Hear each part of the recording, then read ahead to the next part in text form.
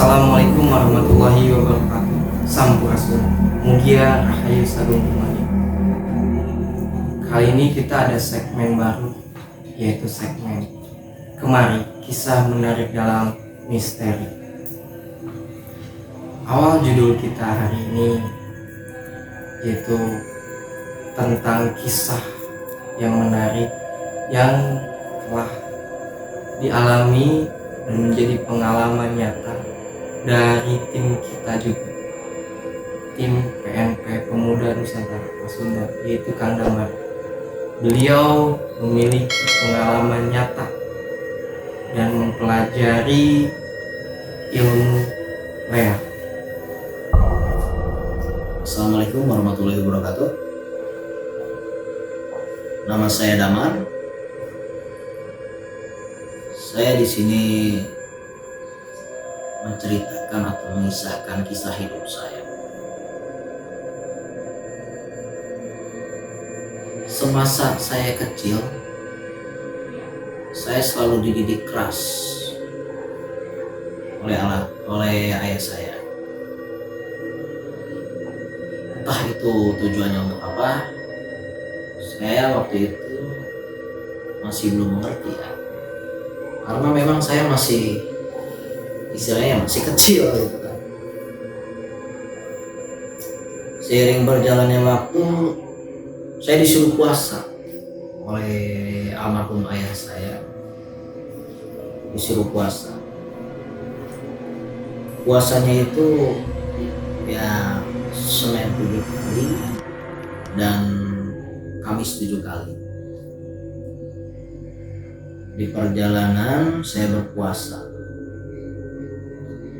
Kalau nggak salah itu sekitar umur berapa ya? Umur 12 apa 15 tahun saya berpuasa. Saya tahu ayah saya itu almarhum, beliau itu ya dibilang orang bisa ya orang bisa. Karena beliau itu banyak dicari sama orang. Waktu itu saya belum mengerti apa-apa. Cuman saya berusaha untuk positive thinking aja. Mungkin itu pekerjaan ayah saya atau gimana.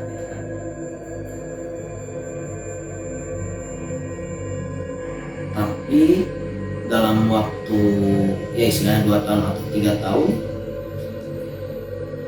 itu puasa itu saya selalu gagal. Yang bikin anehnya lagi ketika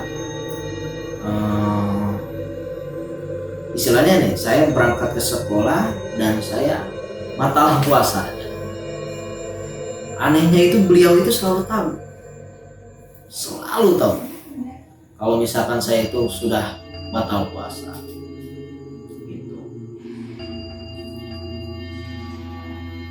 Setelah saya mencoba lagi, alhamdulillah saya berhasil untuk mempuasainya, yaitu Senin 7 kali, Kamis 7 kali. Oke, di sini saya mau menceritakan tentang ilmu leak. Sebenarnya saya bukan mempelajari, saya sama sekali tidak mempelajari ilmu ini. Tetapi entah kenapa orang-orang banyak yang bilang bahwa saya ini mempunyai ilmu leak.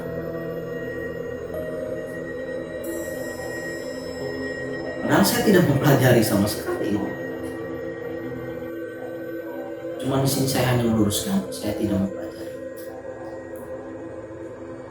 Beliau-beliau ini, sesepuh-sesepuh ini yang bilang ke saya bahwa mereka ini bilang kepada saya, kamu tuh sebenarnya punya. Saya kan nggak tahu. Contohnya ini istilahnya ini ada sesepuh yang namanya ini Ki Rohman. Ki Rohman berkata kepada saya, kamu tuh sebenarnya bisa. Di situ saya terperangah. Apa yang saya bisa? Saya tidak bisa apa-apa. Hanya saja mungkin sedari kecil memang saya bisa melihat hal yang tidak kasat mata. Kalau itu saya akui. Karena begini, ada yang bilang dari ibu saya, ada yang bilang dari ayah saya. Tetapi setelah saya telah, memang garis dari keturunan ibu saya itu memang semuanya memang semuanya itu istilahnya punya gelar lah. Punya gelar yang biasa orang sebut-sebut gelarnya itu Raden atau Nyimas. Kalau untuk laki-laki Raden, kalau untuk perempuan itu Nyimas. Ayah saya sendiri asli orang Jawa. Ayah saya asli orang Jawa dan ibu saya asli orang Sunda. Kembali lagi, sedari kecil saya entah itu saya sudah dipersiapkan atau bagaimana, saya disuruh baca kitab, saya disuruh mempelajari Batala Jemur, ya istilahnya tentang ilmu-ilmu kejawen juga. Sampai akhirnya saya hanya mempelajari ilmu Batala Jemurnya saja. Saya itu mempelajari dari ayah saya, almarhum ayah saya. Saya mempelajari itu tentang bagaimana kita mencari nama, tentang bagaimana kita mencari hari yang baik untuk kita berpergian atau untuk kita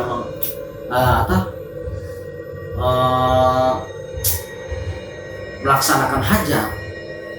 Itu kita mempelajari. Karena memang di keluarga saya sendiri, ya saya mempelajarinya. Suatu ketika saya merasa kaget ketika saya di rumah itu hanya berdua dengan ayah saya. Ketika saya masuk ke dalam rumah, seperti bau dupa atau bau wangi. Ketika saya membuka pintu, saya merasa kaget. Apa yang dilakukan ayah saya, almarhum beliau? Dia cuma memakai kain putih,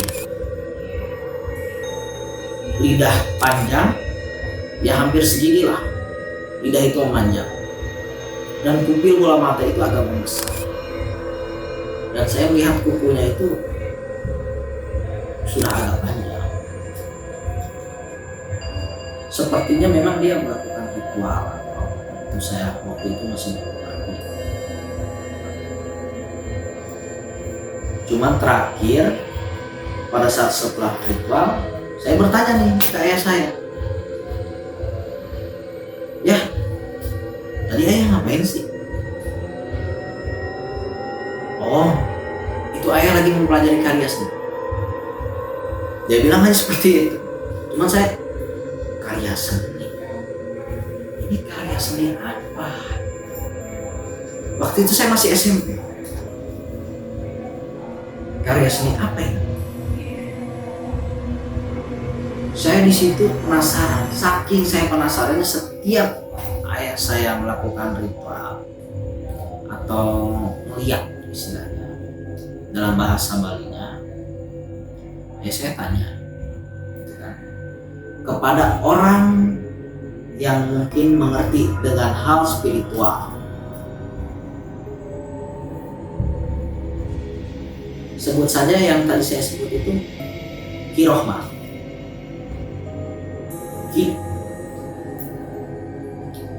ayah saya begini. Oh, dia menjawab tuh gitu bang. Oh, itu namanya ilmu liar. Setelah saya mempelajari apa yang dikatakan Ki Rohmah, bahwa tidak sepenuhnya ilmu layak itu negatif. Karena pada dasarnya begini, leluhur menciptakan ilmu itu hanya untuk menuju jalan moksa. Awalnya untuk menuju jalan moksa dan untuk pertahanan diri kita. Itu yang saya katakan. Dan biasanya ilmu leak itu ada dua, penganugerahan ataupun melalui keturunan.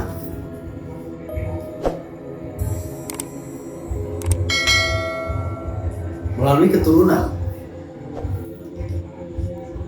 jarum suntik itu nggak bisa masuk, selalu patah.